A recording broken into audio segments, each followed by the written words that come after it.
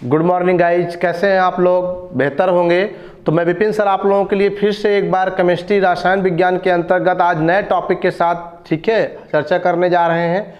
यह topic subject chemistry के अंतर्गत कक्षा 12 के स्टूडेंट्स के लिए है, जो कि आज का जो टॉपिक या हेडिंग है वो तनु विलयन के बारे में हम लोग पढ़ने जा रहे हैं। ठीक है, डाइल्यूट सोल्यूशन के बारे में पढ़ेंगे कि what do mean about dilute solution. ठीक है, जैसे विलयन तो आपने पढ़ा इस पाठ की पहली हेडिंग में क्या होता है कि दो या दो से अधिक पदार्थों के समांगी मिश्रण को क्या कहते हैं? विलयन कहते हैं। तो अब विलयन सांद्रता के आधार पर देखा जाए on the basis of concentration दो प्रकार का होता है, एक तनु विलयन और एक सांद्र विलयन होता है। तो इस पाठ में जो भी पढ़ेंगे, जितनी भी हेडिंगें पढ़ेंगे, सब तनु विलयन के लिए लागू होगा। सारे रूल, सारे जो भी नियम सिद्धांत पढ़ेंगे तनु विलयन। तो तनु विलयन किसे कहते हैं, डाइल्यूट सॉल्यूशन किसे कहते हैं? तो देखिए, अगर व्यवहारिक भाषा में समझा जाए कि दो विलयन बनाए गए हों, एक विलयन में विलेय की मात्रा कम है और एक में अपेक्षा ज़्यादा है, तो जिसमें विलेय की मात्रा कम से कम घुली हो वो तनु विलयन होगा, और जिसमें विलेय की मात्रा ज़्यादा से ज़्यादा घुली हो क्या होगा? सांद्र विलयन होगा।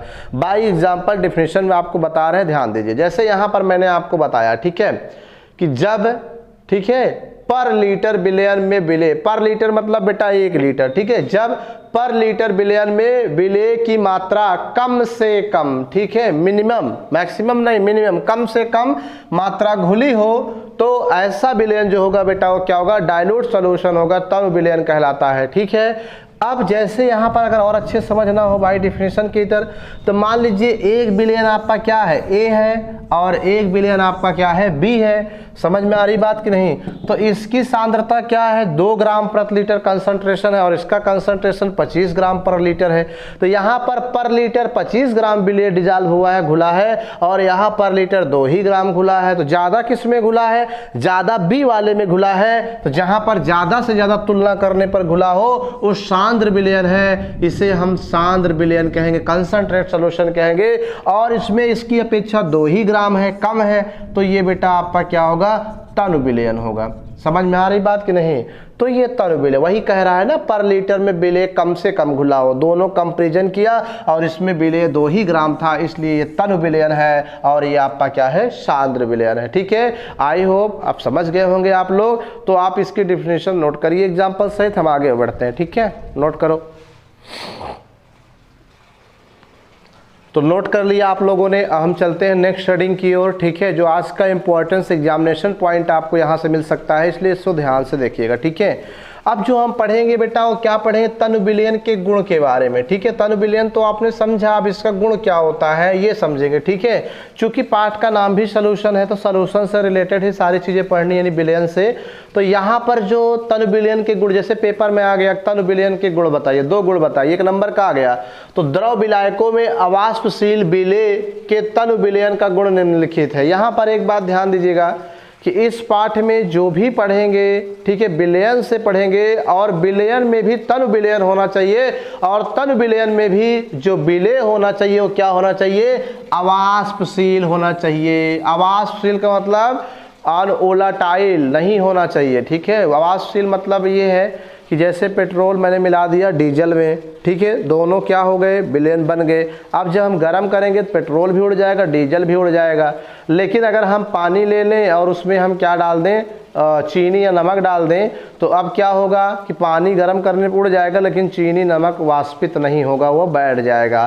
तो वो क्या हुआ? अवाष्पशील। तो वही कह रहा है कि विलयन तनु वाला ऐसा होना चाहिए जिसमें विलायक क्या हो? द्रव। जैसे मैंने कह दिया यहाँ पर चूना प्लस रेत दोनों को मिला दिया बेटा, तब भी विलयन बना। क्या बना? तब भी विलयन बना। लेकिन ये भी आपका क्या है? विलेय भी ठोस है और विलायक भी क्या है? ठोस है। तो ऐसे विलयन के लिए ये नियम सिद्धांत, ये पाठ नहीं है, बल्कि किसके लिए है कि जब द्रव क्या हो? विलायक हो, द्रव हो, और जो डाला गया पदार्थ विलेय वो अवाष्पशील हो। तो अगर ऐसे पदार्थ को मिलाने पर जो तनु विलयन बना, उसका गुण हम पढ़ने जा रहे हैं। ठीक है, तो ऐसे विलयनों के गुण जो होते हैं वो निम्नलिखित होते हैं। नंबर 1 आपका परासरण, ऑस्मोसिस बोलते हैं, परासरण व परासरण दाब। ठीक है, ऑस्मोसिस और ऑस्मोटिक प्रेशर, ये पहला गुण है। Is the first characteristic feature of the dilute solution. समझ गए? तनु विलयन का पहला गुण अगर कहा जाए तो क्या होगा? परासरण होगा और परासरण दाब होगा। और जो दूसरा आप पढ़ोगे वो पढ़ोगे क्वथनांक का उन्नयन। ठीक है बेटा, क्वथनांक का उन्नयन। अभी हम बारी बारी से इन सबको समझाएंगे, आपको घबराने की जरूरत नहीं, केवल आप समझो और नोट करो। ठीक है, क्वथनांक का उन्नयन। अब आपका तीसरा जो है बेटा वो है वाष्प दाब का, ठीक है, वेपर प्रेशर का, वाष्प दाब का अवनमन, वाष्प दाब का अवनमन। और जो चौथा गुण होता है हिमांक का अवनमन है। ठीक है, यही 4 गुण है, हिमांक का अवनमन। ठीक है, यही 4 गुण तनु विलयन के गुणों में, ये 4 गुण आपको इस पाठ में क्या है? पढ़ना है। अब बहुत इजी, बहुत सरल आपको लैंग्वेज भाषा में समझाएंगे कि आपके दिमाग बैठ जाएगा। आपको ज़्यादा कुछ रटने रटाने की जरूरत नहीं। हाँ, इनमें 1-2 फार्मूले मिलेंगे, उस फार्मूले को आपको माइंड सेटअप करना है। ठीक है, ताकि एग्जाम से न्यूमेरिकल्स क्या हो, आपको लगाने में आसानी हो। ठीक है, तो हम यहाँ पर थोड़ा सा फिर से एक बार सरसरी निगाहों से रिपीट कर दे रहे हैं कि तनु विलयन के गुण में क्या बेटा? द्रव विलायक में आवासशील विलेय घोलने पर जो तनु विलयन बने उसका गुण जो होता है वो निम्नलिखित होता है। फर्स्ट परासरण और परासरण दाब, और ये क्वथनांक का उन्नयन, वाष्प दाब का अवनमन, हिमांक का अवनमन। उन्नयन का मतलब होता है बढ़ना, अवनमन माने घटना। अभी हम बताएंगे डिटेल, आपको घबराने की जरूरत नहीं।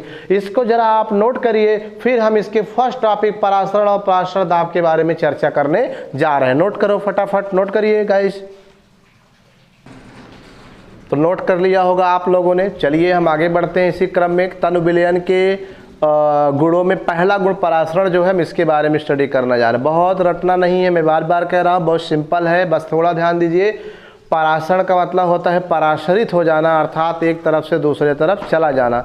लेकिन कौन एक तरफ से दूसरी तरफ जाएगा, इस बात का निर्धारण भी होना चाहिए। ठीक है कि नहीं? तो ध्यान दीजिए, यहाँ पर मैंने लिखा है डेफिनेशन, पहले समझिए। परासरण को ऑस्मोसिस कहते हैं। इसके डेफिनेशन है कि तनु विलयन का या विलायक के अणुओं का, ठीक है, कंडीशन यही है। तनु विलयन वही बताया ना, तनु विलयन मतलब एक तरह से पतला विलयन समझ लो। तनु विलयन या विलायक के अणुओं का अर्धपारगम झिल्ली की सहायता से सांद्र विलयन की ओर जाना ही क्या कहलाता है? परासरण कहलाता है।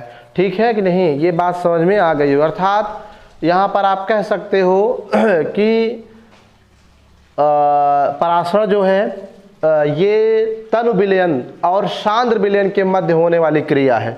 ठीक है, जैसे अगर आपको डिफिनीशन कम समझ में आ रही तो यहाँ पर मैं बाई फिगर आपको बताने चल रहा हूँ, इसको ध्यान दीजिए, ज़्यादा समझ में आ जाएगा। ठीक है, बहुत रटना नहीं, सिंपल है, कुछ नहीं है कि तनु विलयन का सांद्र विलयन की ओर जाना। अरे भाई, किसकी तरफ जाएगा? किसकी सहायता से? अर्धपारगम झिल्ली की सहायता से जाना ही क्या कहलाता है? परासरण। जैसे यहाँ पर देखिए, कोई बॉक्स है, मान लीजिए मैंने लिया, ठीक है, इस बॉक्स में मैंने एक झिल्ली लगा दिया, ये पन्नी है। आज पन्नी का नाम क्या है बेटा? अर्धपारगम झिल्ली। यहाँ मैं लिख दे रहा हूँ सेमी परमेबल मेम्ब्रेन, अर्धपारगम झिल्ली। ये एक ऐसी झिल्ली होती है जिसमें बहुत छोटे कण आर पार जा सकते हैं मगर बड़े कण नहीं। इसी को क्या कहते हैं? अर्धपारगम झिल्ली। तो ऐसी झिल्ली को मैंने यहाँ बॉक्स के बीच में लगा दिया है, और इस झिल्ली के बीच में बेटा यहाँ पर क्या है? बहुत छोटे छोटे क्या हैं? छिद्र हैं, जो आपको स्पष्ट दिखेंगे नहीं। ठीक है, झिल्ली छिद्र, जैसे आप छन्नी होता है, आप चाय छानते हैं तो बड़े कण या विलायक कण पतले चले जाते हैं, लेकिन चाय पत्ती का बड़ा कण रुक जाता है। तो उसी प्रकार की ये झिल्ली होती है। तो यहाँ पर मैं बेटा एक तरफ क्या भर रहा हूँ? तनु विलयन भर रहा हूँ। ठीक है, यहाँ पर आप ध्यान दीजिएगा, ये तनु विलयन है। ओके, अब ये क्या है? ये सांद्र विलयन है। सांद्र का मतलब गाढ़ा है। तो अब यहाँ पर होगा क्या कि आफ्टर सम टाइम्स, अब यहाँ पर दोनों को मैं क्या किया? भर दिया, और भरने के बाद, ठीक है, यहाँ पर मैंने भर दिया, इसको भर दिया और इसको भर दिया। मतलब ये तनु है और ये क्या है? सांद्र विलयन है। ठीक है, ये तनु विलयन आपका होगा और ये सांद्र विलयन होगा। ठीक है, अब मैंने एक चैम्बर में सांद्र विलयन भरा अर्थात गाढ़ा सॉल्यूशन, और एक तरफ तनु विलयन भरा।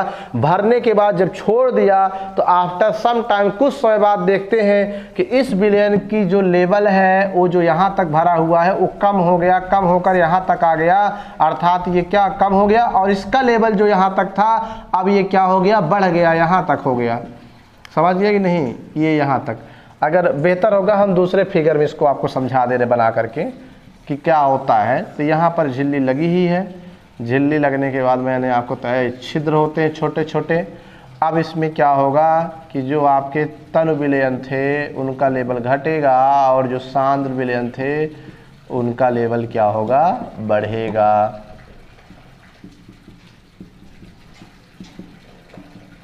ये हो गया तनु विलयन और ये क्या है, सांद्र विलयन।